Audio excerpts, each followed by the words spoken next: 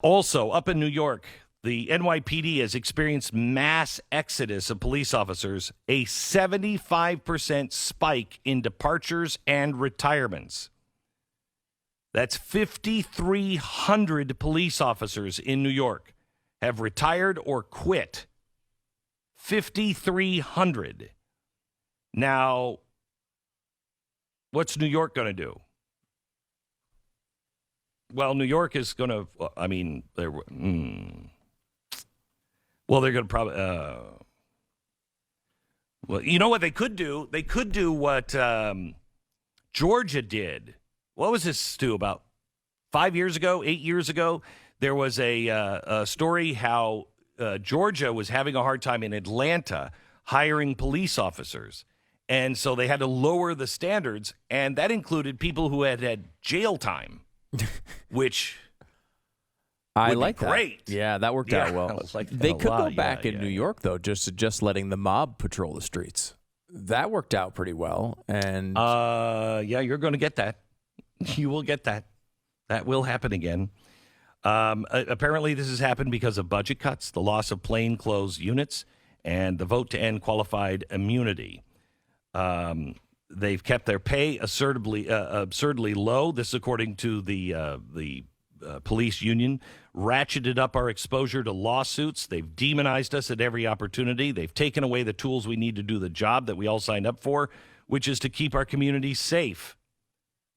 Well, now they're spending money.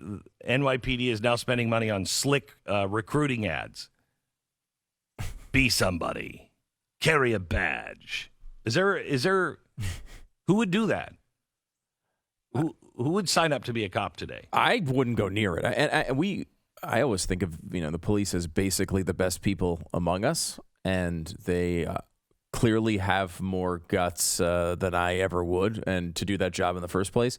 So it's admittedly possible that I'm just a wuss and would just bail at the first opportunity. But like watching the way they get treated, how do you do your job? When you pull up to a place where someone is about to be stabbed, right?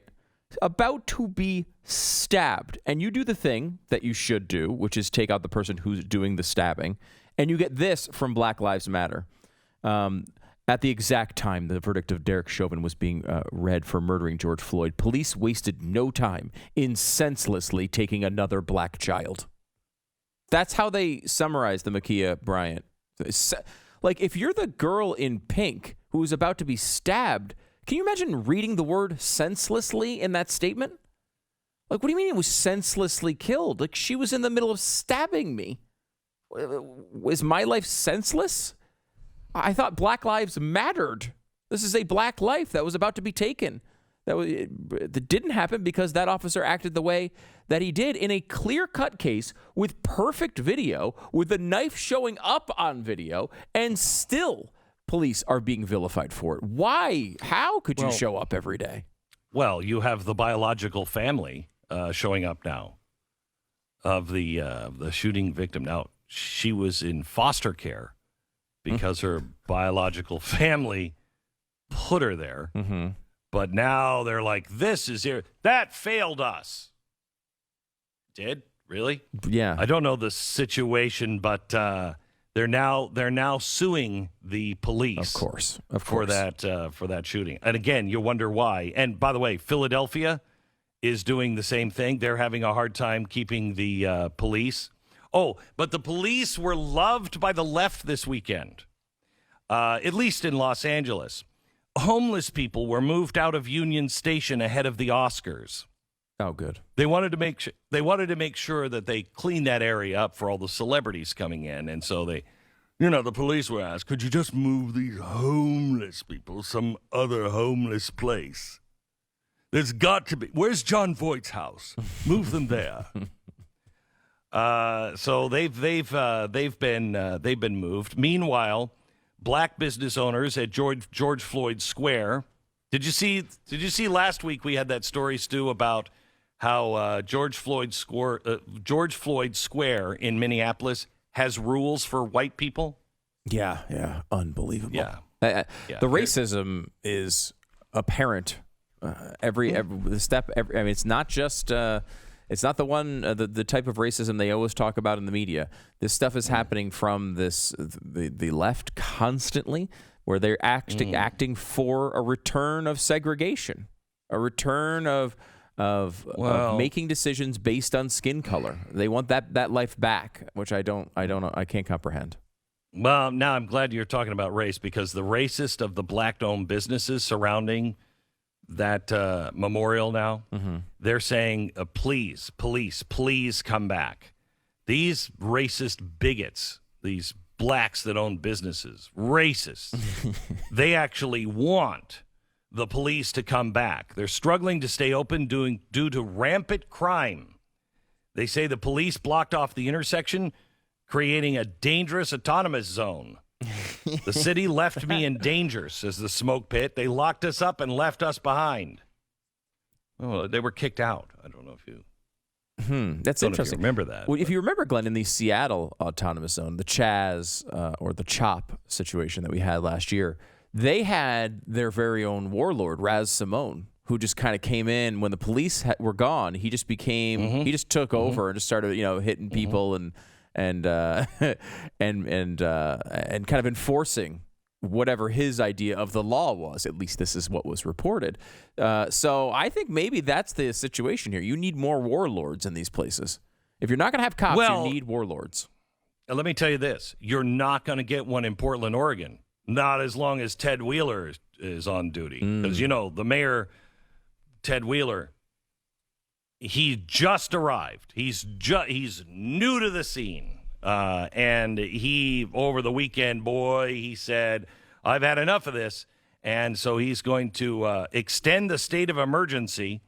And he said, our job is to unmask Antifa and arrest them and prosecute them.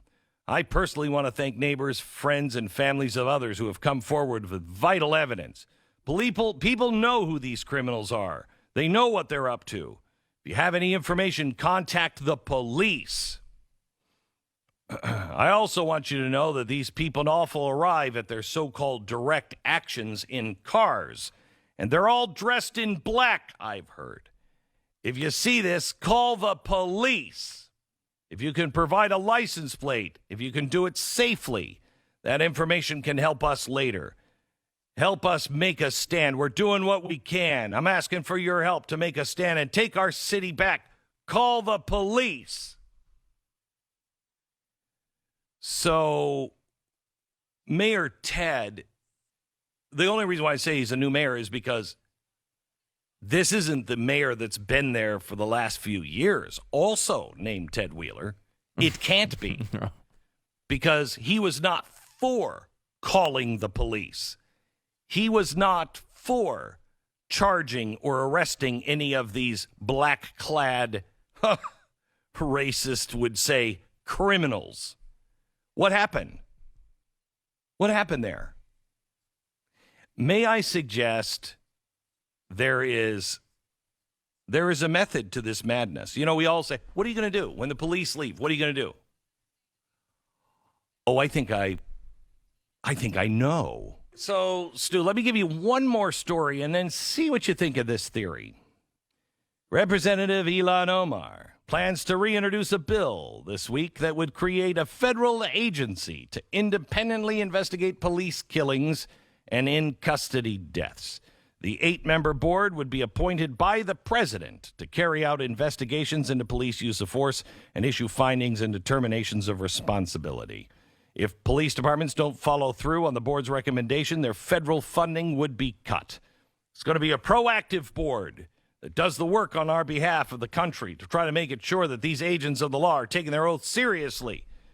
Okay, all righty, okay. So what does that mean? What that means is the federal government and the White House itself will be in charge of which police forces they deem good and which are bad.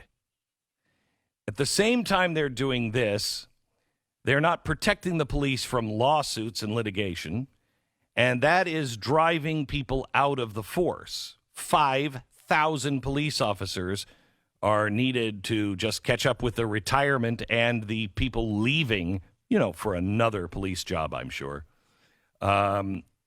5,000 people are needed, and New York doesn't know where they're going to get it. Philadelphia doesn't know where they're going to get it.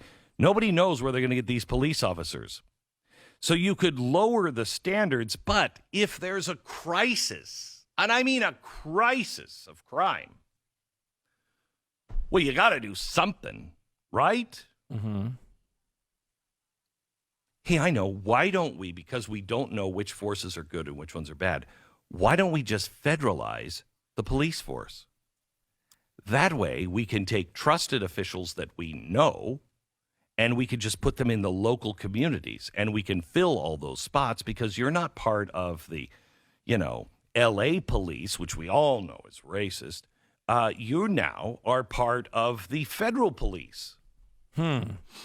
This does seem like DHS could take it over.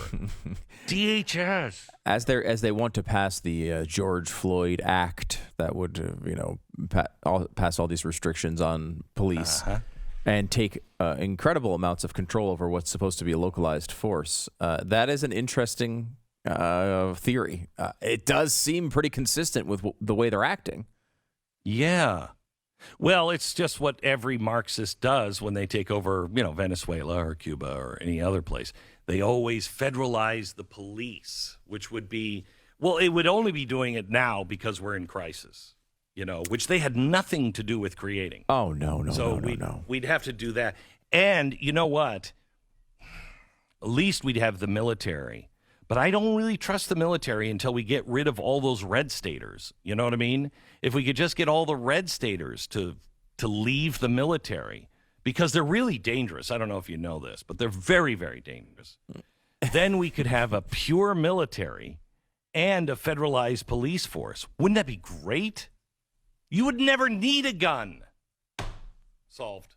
We can get rid of the Second Amendment too. I mean, as if it's not already being disposed of. I've just reimagined the whole police force thing.